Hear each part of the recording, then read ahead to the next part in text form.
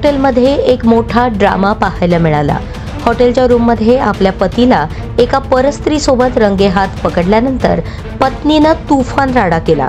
पतीने दिलेल्या धोक्यामुळे संतप्त झालेल्या पत्नीने नवऱ्याला चांगलंच फटकावलं। ओयोमध्ये घडलेल्या या राड्याचा व्हिडिओ सध्या स्थानिक पातळीवर चांगलाच व्हायरल होत आहे। विशेष म्हणजे हा पती देखील नगरसेवक होता, तर त्याची कथित प्रेमिका माजी नगरसेविका ही महिलांच्या प्रश्नांसाठी स्थापन केलेल्या शी पथकाची प्रमुख होती। तेलंगणातील मेहबूबाबाद शहरात काल एका ओयो हॉटेलमध्ये झालेल्या कौटुंबिक हाय व्होल्टेज ड्राम्याने केवळ सोशल मीडियाच नव्हे तर संपूर्ण राजकीय वर्तुळाला हादरवून टाकलं आहे। बीआरएस पक्षाचे माजी नगरसेवक गोगुला राजू हे आपल्या महिला मैत्रिणीसोबत एका हॉटेलमध्ये असल्याची माहिती त्यांच्या पत्नीला आधीच मिळाली होती।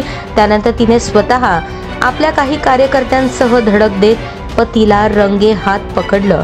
गोगुला राजू आणि संबंधित महिला, जी स्वतः देखील माजी नगरसेविका असून कधी काळी शी टीमची सदस्य होती, या दोघांमधील कथित प्रेम संबंधाची कुणकुण पत्नी अनुराधा यांना काही दिवसांपासून होती। त्यांनी सुरुवातीला पतीला समजावण्याचा प्रयत्न केला, पण राजू यांनी ऐकले नाही।